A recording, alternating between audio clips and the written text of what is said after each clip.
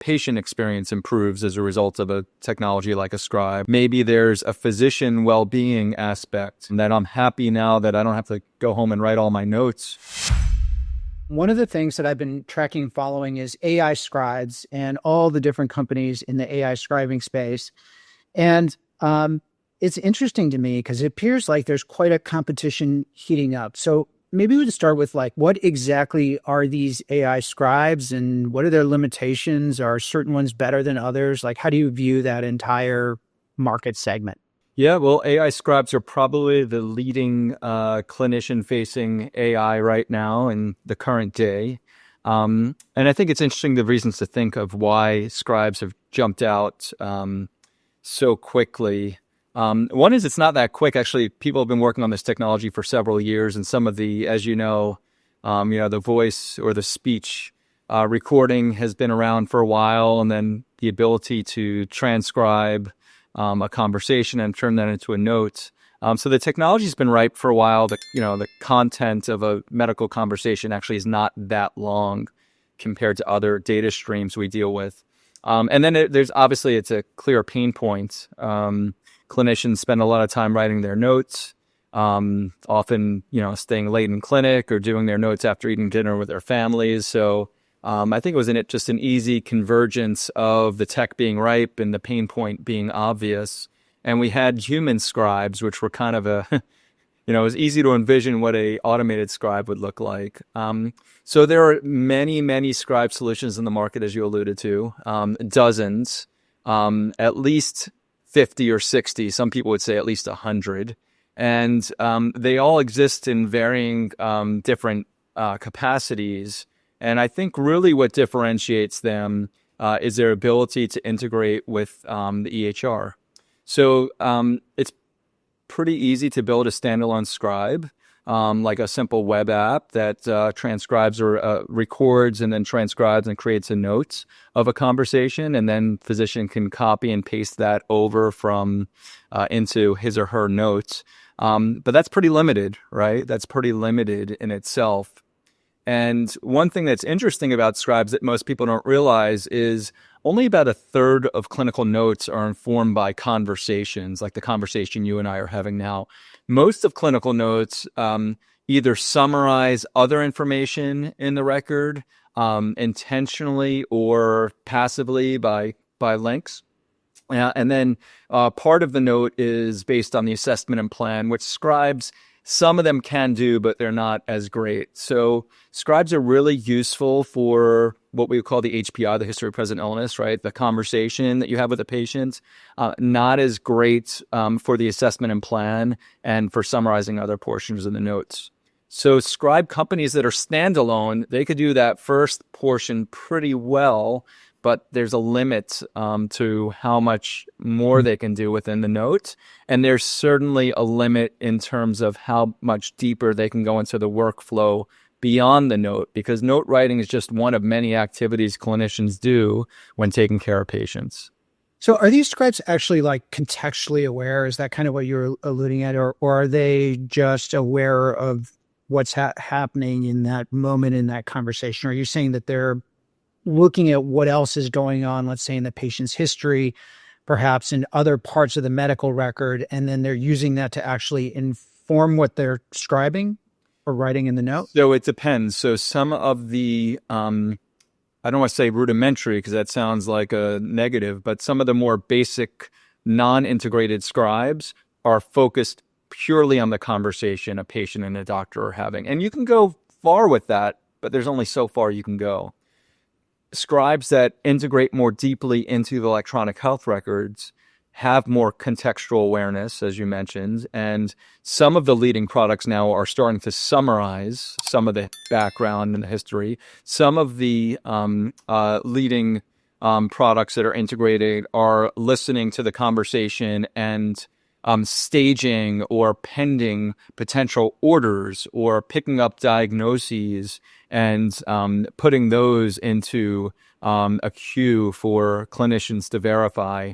And some scribes are even moving towards the point of clinical decision support. So we're having this conversation. It knows a bit about you as a patient. We discuss something.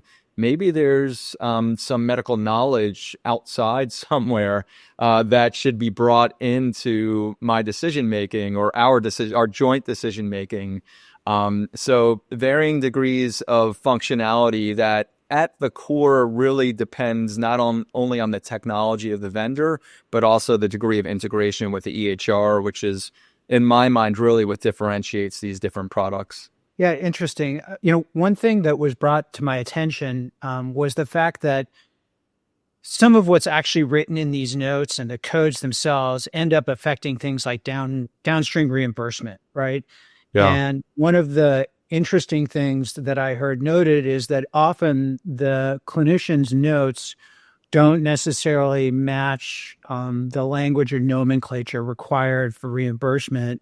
And there's been some efforts, and I don't know this, I've just heard it third party, some efforts to help the scribes essentially write the notes in a way that would have almost like a healthcare operations downstream effect. Is that a true thing? Is that an actual thing that's ongoing? Yes, it's certainly a true thing. So one of the challenges with adopting any technology is assessing the return on investment of the technology.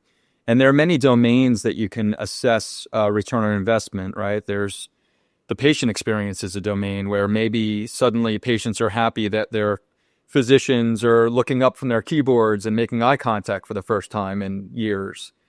So maybe patient experience improves as a result of a technology like a Scribe, or maybe there's a physician well-being aspect that I'm happy now that I don't have to go home and write all my notes after dinner because most of it I'm getting done in the office. Or maybe there's an efficiency perspective. Am I able to get through my day faster?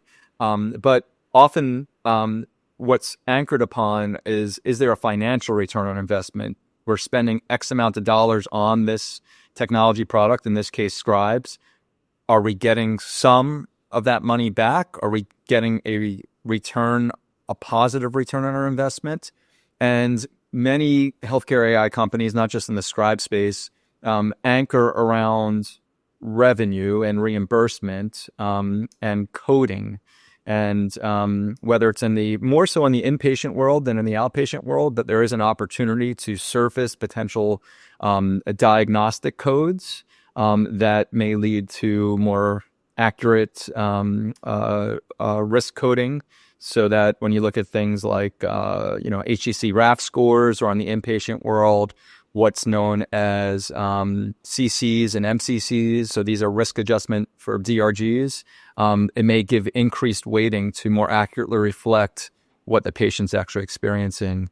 So I think that's what you're getting at, Mika. Mm-hmm. Yeah. And so, I mean, is that recognized, right? Because I think you made a great point here in my discussions with providers and provider systems. There's efficiency and patient safety and patient experience. And then there's like, how do we make money and stay in business as a healthcare provider, which is a very important concern, right? And if we're investing in new technology, particularly in the AI space, I think that many people are often not well informed as to what the actual buying decisions are. Like, how do you view spending extra dollars on software license, right, versus necessarily just increasing safety or patient experience? Because many provider systems, frankly, just aren't making a ton of money to start with. And this new technology is very promising, but we've got to figure out how to pay for it.